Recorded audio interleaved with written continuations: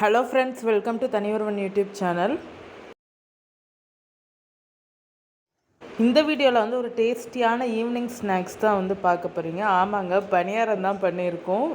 அதுதான் நீங்கள் பார்க்க போகிறீங்க. இதுக்கு வந்து மைதா மாவு, முட்டை, கொஞ்சோண்டு ஜீனி, தேவையான அளவுக்கு உங்களுக்கு இனிப்பு எந்த அளவு தேவையோ அந்த அளவுக்கு நீங்கள் ஒயிட் சுகர் வந்து ஆட் பண்ணிக்கிடலாம். நல்லா மிக்ஸ் பண்ணிவிட்டு மூணையும் வந்து நல்லா மிக்ஸ் பண்ணிவிட்டு அதுக்கு கொஞ்சம் தேவையான அளவு கொஞ்சம் தண்ணி வேணால் ஊற்றிக்கிடலாம். லைட்டாக உப்பு போட்டுக்கிடலாம். நல்லா மாவு ப்ரிப்பேர் பண்ணி வச்சுக்கோங்க. இது கொஞ்சம் நேரம் வந்து ஊறணும் இந்த பணியார மாவு. அப்போ தான் வந்து உங்களுக்கு வந்து ஃப்ளஃபியாக வந்து வரும்.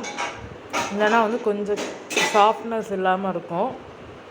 அதே மாதிரி எண்ணெய் வந்து நல்லா காயணும். எண்ணெய் நல்லா காய்ஞ்சிச்சினாலும் உங்களுக்கு வந்து சீக்கிரமாக வந்து வெந்து வந்துடும். லோ ஃப்ளேமில் வச்சுட்டு இப்போ எண்ணெய் உங்களுக்கு ஹீட் ஆனதும் நம்ம லோ ஃப்ளேமில் வந்து வச்சுக்கிறோம்னா, எண்ணெய் ஹீட் ஆகிறது வரைக்கும் தான் நாங்கள் ஹை ஃப்ளேமில் வச்சிடணும். அதுக்கடுத்து லோ ஃப்ளேம், மீடியம் ஃப்ளேமில் வச்சுக்கிறோன்னா இல்லாட்டி வந்து சீக்கிரம் கருகிரும் பணியாரம்.